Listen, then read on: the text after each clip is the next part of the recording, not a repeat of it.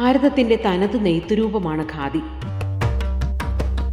ഏതൊരു ഭാരതീയൻ്റെയും അഭിമാനമാണ് ഖാദി വസ്ത്രങ്ങൾ.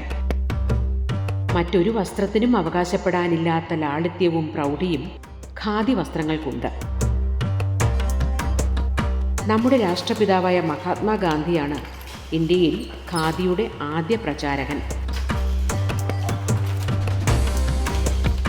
ദക്ഷിണേന്ത്യയിലെ പ്രസിദ്ധമായ കൈത്തറി രീതിയാണ് കുപ്പടം നെയ്ത്ത്.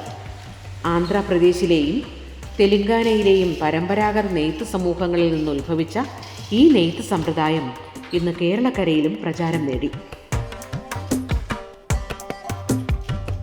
കേരള സർക്കാർ സ്ഥാപനമായ ഖാദി ഗ്രാമ വ്യവസായ ബോർഡിൻ്റെ പത്തനംതിട്ട ജില്ലാ ഓഫീസിൻ്റെ കീഴിൽ കൊടുമണ്ണിൽ പ്രവർത്തിക്കുന്ന കുപ്പടം നെയ്ത്ത് ശാലയിലാണ് നാം ഇപ്പോൾ ഉള്ളത്. പ്രധാനമായും കുപ്പടം മുണ്ടുകളാണ് ഇവിടെ നെയ്തെടുക്കുന്നത്.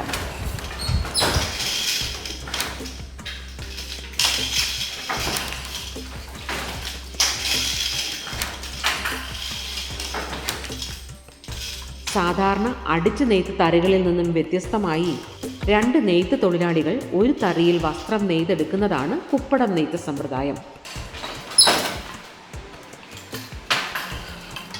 ഒരു മുണ്ട് നെയ്തെടുക്കുന്നതിന് വിവിധ ഘട്ടങ്ങളുണ്ട്. പരുത്തി കർഷകരിൽ നിന്നും ശേഖരിക്കുന്ന പരുത്തി ശുദ്ധി വരുത്തി നൂലാക്കി മാറ്റുന്നതാണ് ആദ്യഘട്ടം. പത്തനംതിട്ട ജില്ലയിലെ ഓമല്ലൂരിനടുത്തുള്ള മാത്തൂർ എന്ന കൊച്ചു ഗ്രാമത്തിലാണ് നാം ഇപ്പോൾ ഉള്ളത്. ഇവിടെയുള്ള നൂൽപ്പ് ശാലയിലാണ് നെയ്ത്തിനു വേണ്ടിയുള്ള നൂല് ചുറ്റിയെടുക്കുന്നത്.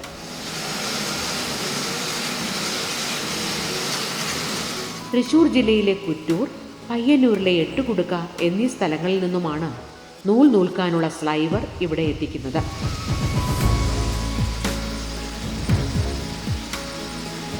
ഇതാണ് സ്ലൈവർ.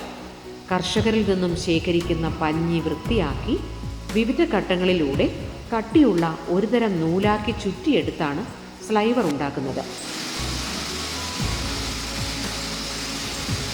നൂൽപ്പ് ശാലകളിൽ എത്തിക്കുന്ന സ്ലൈവറിനെ നൂലാക്കി മാറ്റുകയാണ് ഇവിടെ. ഇതാണ് ചർക്ക. ഇത് നമ്മൾ കൈകൊണ്ടാണ് തിരിക്കുന്നത്. ഈ സ്ലൈവർ ഇതിൽ കയറ്റിയിട്ടതിന് ശേഷം ഇതിന് ഓരോ ഹോളുണ്ട്. ആ ഹോളിൽ കൂടി ഇത് കടത്തിവിട്ട് ഇതിൻ്റെ ബാക്ക് റോളറാണ്, ഇതിൻ്റെ ഫ്രണ്ട് റോളറാണ്. ഇതെല്ലാം വീലിലാണ് ഘടിപ്പിച്ചിരിക്കുന്നത്. ശേഷം ഇത് താഴ്ത്തി വെച്ചതിന് ശേഷം നമ്മൾ കൈകൊണ്ട് തന്നെ ഉപയോഗിച്ച് അത് കറക്കുമ്പോൾ ഈ സ്ലൈവർ അരഞ്ഞ് നൂലായിട്ട് വരുന്നു.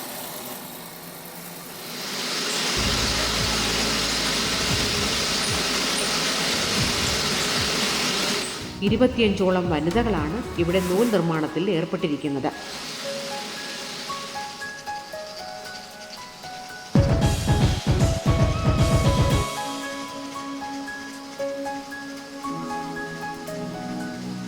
സ്ലൈവറിനെ ചർക്കയിലൂടെ കടത്തിവിട്ട് അരച്ചെടുത്താണ് നൂൽ ചുറ്റിയെടുക്കുന്നത്. ചർക്കയിൽ ഘടിപ്പിച്ചിരിക്കുന്ന പെടൽ കൈകൊണ്ടും കാൽകൊണ്ടും കറക്കിയാണ് നൂൽ ചുറ്റിയെടുക്കുന്നത്.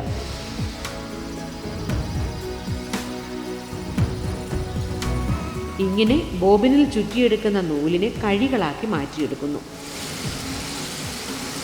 നൂലാക്കി എടുത്തതിന് ശേഷം നമ്മൾ അതിൻ്റെ ഒരു ബോബിൻ ഇതിലിട്ട് വൈൻഡ് ചെയ്ത് ഇതിന് 5 ലഡിയാണുള്ളത്. 1, 2, 3, 4, 5 ലഡിയാണ്. ഈ 5 ലഡി എന്ന് ഉദ്ദേശിക്കുന്നത് ഓരോ ലഡിയിലും 200 മീറ്റർ വെച്ചാണ് ആകുന്നത്. അതിൽ 5 ലഡിയുണ്ട്. 1000 മീറ്ററാണ് ഈ കഴിയാക്കി എടുക്കുന്നത്. അതാണ് ഈ കഴിയാക്കി എടുക്കുന്നത്. ഇതിൻ്റെ തൂക്കം എന്ന് പറയുന്നത് 30 ഗ്രാമാണ്.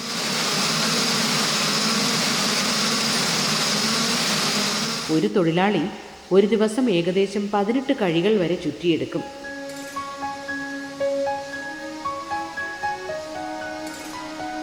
വെള്ളമുണ്ടിനും കാവി കൈലിക്കും ഷർട്ടിനും വേണ്ടിയുള്ള നൂലുകളാണ് ഇവിടെ നൂറ്റെടുക്കുന്നത്. വെള്ള വസ്ത്രങ്ങൾക്ക് വേണ്ടിയുള്ള നൂൽ ബ്ലീച്ച് ചെയ്തും കാവി കൈലിക്ക് വേണ്ടിയുള്ള നൂൽ കളർ ചെയ്തുമാണ് ഉപയോഗിക്കുന്നത്. മാത്തൂരിന് പുറമെ 6 നൂൽപ്പ് ശാലകൾ ജില്ലാ ഖാദി ഗ്രാമ വ്യവസായ ബോർഡിന് കീഴിൽ പ്രവർത്തിക്കുന്നുണ്ട്. ഇനി നൂലിനെ പാവാക്കി മാറ്റുന്നതാണ് അടുത്ത ഘട്ടം. ജില്ലാ ഖാദി ഗ്രാമ വ്യവസായ ബോർഡിൻ്റെ ഇലന്തൂരിലുള്ള യൂണിറ്റിലാണ് നൂലിനെ ഇങ്ങനെ പാവായി മാറ്റിയെടുക്കുന്നത്. നൂലിനെ തറികളിൽ എത്തിക്കുന്നതിന് മുമ്പുള്ള വിവിധ ഘട്ടങ്ങൾ നമുക്കിവിടെ കാണാം. നൂൽനൂൽപ്പ് കേന്ദ്രത്തിൽ ഉൽപ്പാദിപ്പിച്ച നൂൽ കളറിങ്ങിനും ബ്ലീച്ചിങ്ങിനും അയക്കുന്നു. കളറിങ്ങിന് ശേഷം ലഭിച്ച നൂൽ പശയിട്ട് ഉണക്കിയ ശേഷം ബോബിനിൽ ചുറ്റിയെടുക്കുന്നു. നൂൽ ചുറ്റിയെടുത്ത ബോബിനുകളെ ഒരു ബോബിൻ സ്റ്റാൻഡിൽ നിരനിരയായി അടുക്കുന്നതാണ് അടുത്ത ഘട്ടം. ഇതിനുശേഷം ബോബിനിലെ നൂലുകളെ വളരെ ശ്രദ്ധയോടെ വാർപ്പ് ഡ്രമ്മിൽ ചുറ്റിയെടുക്കും. ഇവിടെയാണ് പാവുകൾക്കിടയിലുള്ള അകലം ക്രമീകരിക്കുന്നത്.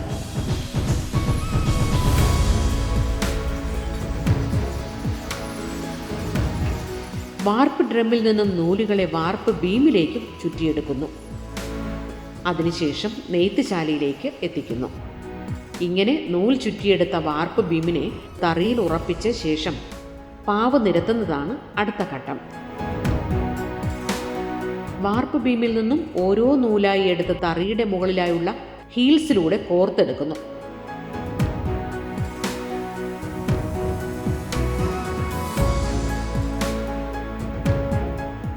ഇങ്ങനെ കോർത്തെടുത്ത നൂലുകളെ കോമ്പ് അല്ലെങ്കിൽ റീഡിനുള്ളിലൂടെ വീണ്ടും കോർത്തെടുക്കുന്നു. ഒരു തടി ഫ്രെയിമിലാണ് റീഡ് ഘടിപ്പിച്ചിരിക്കുന്നത്. സ്ലേ എന്നാണ് ഈ തടി ഫ്രെയിമിനെ വിളിക്കുന്നത്. എല്ലാ നൂലുകളും റീഡിനുള്ളിലൂടെ കോർത്തെടുത്ത് തറിയിൽ ഉറപ്പിക്കുന്നു. പാവിനിടയിലൂടെ ഷട്ടിലിന് സഞ്ചരിക്കാനുള്ള അകലം നിശ്ചയിക്കുന്നതാണ് റീഡ്.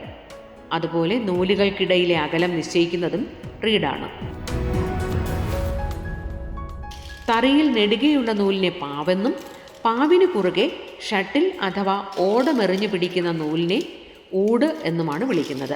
2640 നൂലാണ് നമ്മളിവിടെ പാവിൽ സെറ്റ് ചെയ്ത് വെച്ചിരിക്കുന്നത്. ഹിൽസിൽ കൊരുക്കുന്ന നൂലിനെ ഈ കാണുന്ന ഓരോ റീഡ് സ്പേസിലൂടെ ഇങ്ങനെ 2640 നൂല് ഓരോ നൂലിനെയും കൈകൊണ്ടെടുത്താണ് ഇവരിത് ക്ഷമയോടെ കൊരുത്ത് പൂർണ്ണമാക്കുന്നത്. ശേഷമാണ് ഇതിന് ഊട് കൊടുക്കുന്നത്. ഇതാണ് നമ്മുടെ കുപ്പടം നെയ്ത്തിൽ നമ്മൾ കരയുടെ ഡിസൈൻ കൊടുക്കാനായിട്ട് ഉപയോഗിക്കുന്ന ഒരു ചെറിയ ഷട്ടിൽ. ശേഷം ഇതിന് ഫുൾ ഷട്ടിൽ എന്ന് പറയുന്നത് അതിൽ ഊടുനൂല് പോവാനായിട്ട് ഇങ്ങനെ ഒരു ഷട്ടിലാണ് നമുക്കുള്ളത്. അത് ഊടുനൂല് പാസ് ചെയ്യാനായിട്ടാണ് ഇതുള്ളത്. ഇതെന്ന് പറയുന്നത് കരയുടെ ഡിസൈൻ, അതായത് കുപ്പടത്തിൻ്റെ പ്രത്യേകത കൈകൊണ്ട് കര ഡിസൈൻ എടുത്തു കൊടുക്കുന്നു. അപ്പോൾ അങ്ങനെ അത് പൂർത്തീകരിക്കാനായിട്ടാണ് ഈ ഒരു ഷട്ടിൽ നമ്മൾ ഉപയോഗിച്ച് വരുന്നത്. പാവ് തറിയിൽ ഉറപ്പിച്ചു കഴിഞ്ഞാൽ ഊടിനുള്ള നൂൽ ചുറ്റിയെടുക്കുന്നതാണ് അടുത്ത ഘട്ടം. റാട്ടിൽ കൈകൊണ്ട് കറക്കിയെടുത്താണ് പരമ്പരാഗതമായി ഊട് നൂൽ ചുറ്റിയെടുക്കുന്നത്. വസ്ത്രത്തിൻ്റെ കരഭാഗത്തിനും പ്രധാന ഭാഗത്തിനുമായി 2 നിറത്തിലുള്ള ഊടുകൾ നൂൽ ചുറ്റിയെടുക്കും. ഇനിയാണ് നെയ്ത്ത് തുടങ്ങുന്നത്. നെയ്യുന്നയാൾ തറിയുടെ താഴെ ഉറപ്പിച്ചിട്ടുള്ള ചവിട്ടുപടികളിൽ ചവിട്ടുമ്പോൾ ഹീൽസ് ഉയരുകയും താഴുകയും ചെയ്യുന്നു. ഷെഡ് എന്നാണ് ഇതിന് പറയുന്ന പേര്.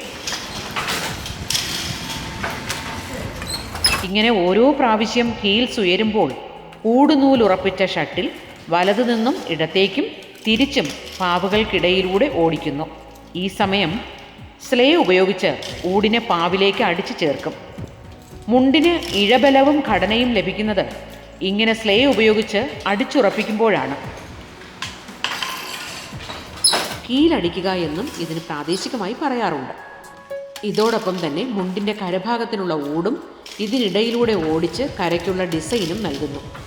ഇടയ്ക്കിടയ്ക്ക് നൂൽ പൊട്ടിപ്പോകുമ്പോൾ ശ്രദ്ധയോടെ വീണ്ടും കൂട്ടിച്ചേർത്താണ് നെയ്ത്ത് തുടരുന്നത്. അതിനാൽ തന്നെ പരമ്പരാഗതമായി നെയ്തെടുക്കുന്ന മുണ്ടിനും പവർലൂമിൽ നെയ്തെടുക്കുന്ന മുണ്ടിനും ഫിനിഷിങ്ങിൽ കാര്യമായ വ്യത്യാസമുണ്ട്. ഒരേ സമയം 2 പേർ ഒരു തറിയിലിരുന്ന് ഈ പ്രവൃത്തി ചെയ്യുന്നതിനാൽ 2 നെയ്ത്തുകാരുടെയും ഏകാഗ്രതയും പൂർണ്ണമായ ഏകോപനവും കുപ്പടം നെയ്ത്തിന് പ്രധാനമാണ്. ഇങ്ങനെ ഒരു കുപ്പടം മുണ്ട് നെയ്തെടുക്കാൻ ഏകദേശം 3.5 മണിക്കൂർ വേണ്ടിവരും. കൊടുമണ്ണിന് പുറമെ ഇലന്തൂരിലുള്ള ഖാദി ഗ്രാമവ്യവസായ കേന്ദ്രത്തിലും തറികളുണ്ട്. ഇവിടെ ഷർട്ടിനും കൈലിക്കുമുള്ള തുണിത്തരങ്ങളും നെയ്തെടുക്കുന്നു. കൊടുമണ്ണും ഇലന്തൂരും ഉൾപ്പെടെ 7 നെയ്ത്തുശാലകളാണ് ജില്ലാ ഖാദി ഗ്രാമവ്യവസായ ബോർഡിന് കീഴിൽ പ്രവർത്തിച്ചു വരുന്നത്. മഹാത്മാഗാന്ധിയുടെ പാദസ്പർശത്താൽ അനുഗ്രഹീതമായ മണ്ണാണ് ഇലന്തൂരിനുള്ളത്. 1937 ജനുവരി 20 ഗാന്ധിജി ഇലന്തൂരിലെത്തുന്നത്. 1941 ഒക്ടോബർ 2 ഇലന്തൂരിൽ തുണ്ടുപറമ്പിൽ പുരയിടത്തിൽ മഹാത്മാ ഖാദി ആശ്രമം സ്ഥാപിക്കപ്പെട്ടു. അന്നത്തെ ഖാദി ആശ്രമം പിന്നീട് സൊസൈറ്റിയായി മാറുകയും ഇപ്പോൾ ജില്ലാ ഖാദി വ്യവസായ ബോർഡിന്റെ ഓഫീസായി പ്രവർത്തിക്കുകയും ചെയ്യുന്നു. യന്ത്രത്തറികളുടെ വരവോടെ പ്രതിസന്ധിയിലായ ഈ പ്രസ്ഥാനത്തെ സംരക്ഷിക്കാനായി ഖാദി ഗ്രാമ വ്യവസായ ബോർഡ് ധാരാളം പദ്ധതികൾ ആവിഷ്കരിച്ചിട്ടുണ്ട്. എല്ലാ വർഷവും ഓണത്തോടനുബന്ധിച്ച് പൊതുജനങ്ങൾക്ക് 1 മാസ കാലയളവിൽ ഖാദി തുണികൾ 30% റിബേറ്റിൽ വാങ്ങാം. ഓണത്തിന് പുറമെ റംസാൻ, ക്രിസ്മസ് ആഘോഷങ്ങൾക്കും സ്കൂൾ തുറപ്പിനോടനുബന്ധിച്ചും ഖാദിക്ക് 30% റിബേറ്റ് ഉണ്ട്. ഉപഭോക്താക്കളുടെ അഭിരുചിക്ക് അനുസരിച്ച് വ്യത്യസ്ത നിറങ്ങളിലും രൂപകൽപ്പനയിലുമുള്ള വിവിധതരം ഖാദി വസ്ത്രങ്ങൾ ഖാദി ഗ്രാമ സൗഭാഗ്യ ഔട്ട്ലെറ്റുകളിൽ ലഭ്യമാണ്. കുപ്പടം മുണ്ടുകൾക്ക് പുറമെ സിൽക്ക് സാരികൾ, കോട്ടൺ, സിൽക്ക് റെഡിമെയ്ഡ് ഷർട്ടുകൾ, ബെഡ്ഷീറ്റുകൾ, ചുരിദാർ ടോപ്പുകൾ, തോർത്തുകൾ, മുണ്ടുകൾ, ടവലുകൾ, പഞ്ഞിക്കിടക്കകൾ, തലയിണകൾ തുടങ്ങി വിവിധതരം ഖാദി വസ്ത്രങ്ങളുടെ വലിയ നിര തന്നെ ഈ ഔട്ട്ലെറ്റുകളിൽ നിന്നും വാങ്ങാൻ സാധിക്കും. പത്തനംതിട്ട ജില്ലയിൽ ഇലന്തൂർ, പത്തനംതിട്ട, റാന്നി, അടൂർ എന്നീ സ്ഥലങ്ങളിൽ ഖാദി ഗ്രാമ സൗഭാഗ്യ ഔട്ട്ലെറ്റുകൾ പ്രവർത്തിക്കുന്നുണ്ട്. ഖാദി വിപണനത്തിലൂടെ ലഭ്യമാകുന്ന തുക തുച്ഛ വരുമാനക്കാരായ ഖാദി മേഖലയിൽ പണിയെടുക്കുന്ന നമ്മുടെ സഹോദരിമാരുടെ ഉപജീവന മാർഗവുമാകുന്നു. ഇവിടെ ഓരോ ഊടിനും പാവിനും ഒരു മുണ്ടിൻ്റെ പിറവിയുടെ കഥ പറയാനുണ്ടാവും. തങ്ങളുടെ കൈയും കാലും മനസ്സും ഒരേ താളത്തിൽ ചലിപ്പിച്ച് പാവുകൾക്കിടയിലൂടെ ഓടമെറിഞ്ഞ് ഇവർ നെയ്തെടുക്കുന്നത് നമ്മുടെ പാരമ്പര്യത്തിൻ്റെ മഹത്വം കൂടിയാണ്.